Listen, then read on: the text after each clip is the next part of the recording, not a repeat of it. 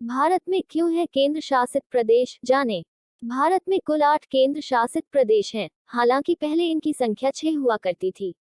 क्या आपको पता है कि भारत में आखिर क्यों केंद्र शासित प्रदेश बनाए गए थे? भारत में कुल 8 केंद्र शासित प्रदेश यूटी हैं: दिल्ली, अंडमान और निकोबार, चंडीगढ़, दादर और नगर हवेली और दमन और दीव, जम्मू और कश्मीर, लद्दाख, लक्षद्वीप और पुडुचेरी। भारत एक संघीय देश है, जहां सत्तारूढ़ शक्तियां केंद्र सरकार और राज्य सरकारों के बीच वितरित की जाती हैं। भारतीय संविधान के अनुच्छेद 1 के अनुसार भारत राज्यों का संघ है, न कि फेडरेशन का संघ।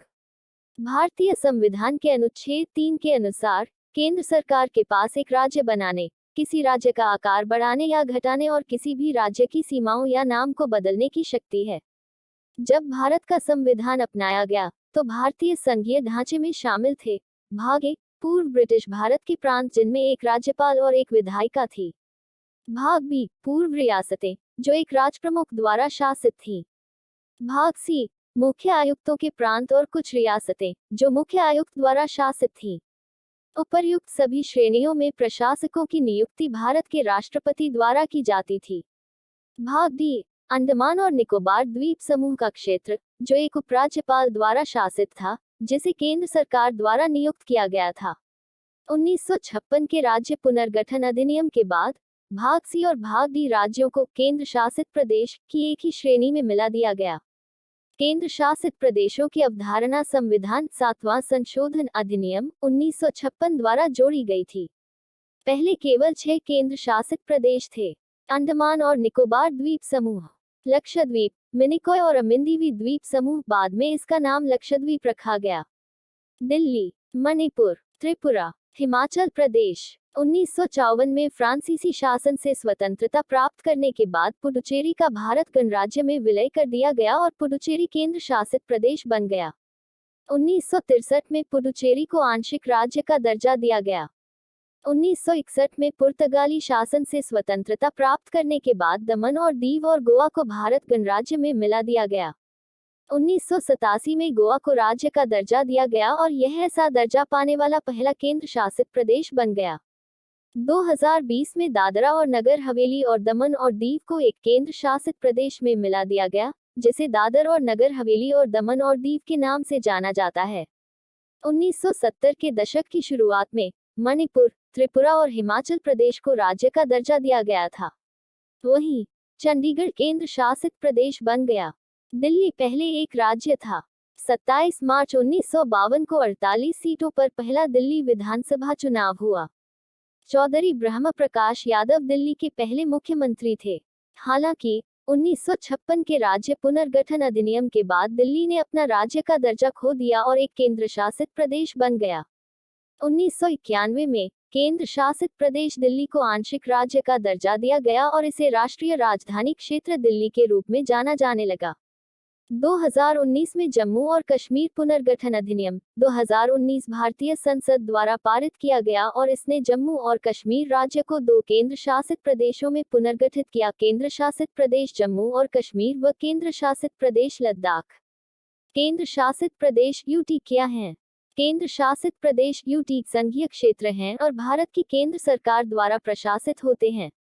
केंद्र शासित प्रदेशों में उपराज्यपालों की नियुक्ति भारत के राष्ट्रपति द्वारा की जाती है, जो उनके प्रशासक के रूप में कार्य करता है।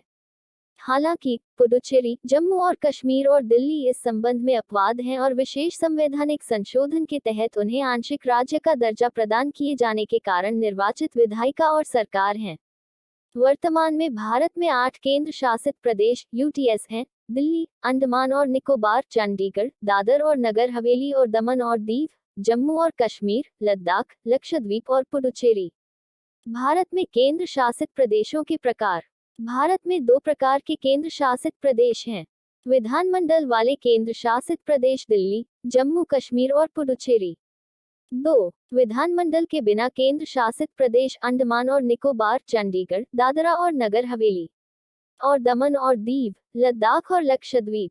ये ध्यान दिया जाना चाहिए कि दिल्ली, जम्मू और कश्मीर और पुडुचेरी को छोड़कर केंद्र शासित प्रदेशों का राज्यसभा उच्च सदन में कोई अलग प्रतिनिधित्व नहीं है।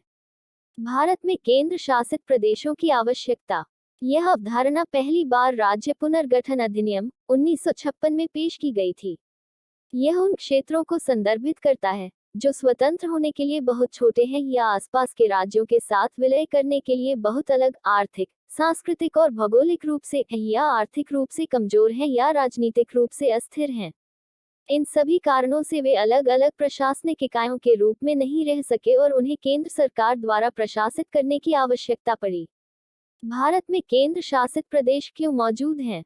दिल्ली को छोड़कर केंद्र शासित प्रदेशों की जनसंख्या और भूमि का आकार किसी राज्य की तुलना में कम है।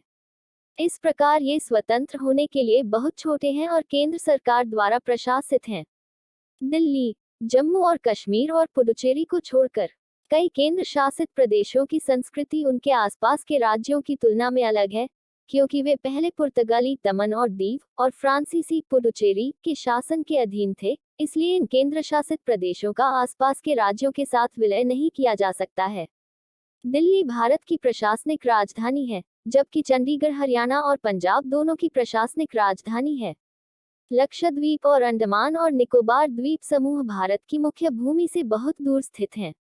इस प्रकार वे भारत के लिए रणनीतिक रूप से महत्वपूर्ण हैं और किसी भी आपात स्थिति में भारत सरकार सीधे वहां कार्रवाई कर सकती है।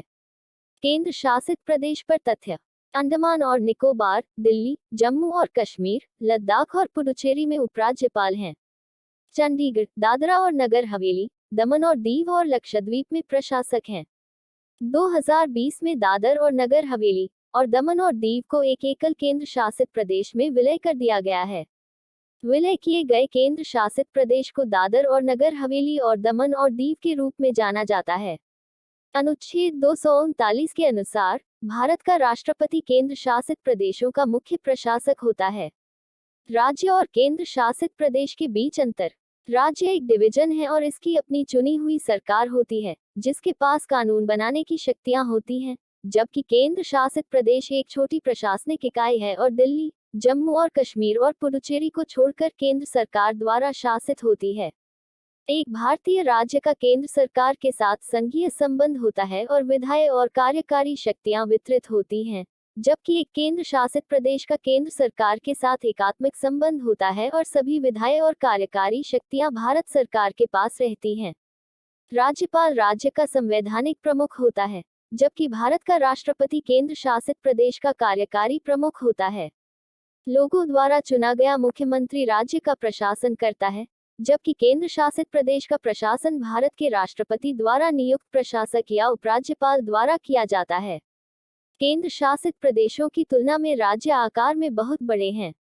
राज्यों को स्वायत्त शक्तियां प्राप्त हैं, जबकि केंद्र शासित प्रदेशों के पास स्वायत्त शक्तियां नहीं हैं।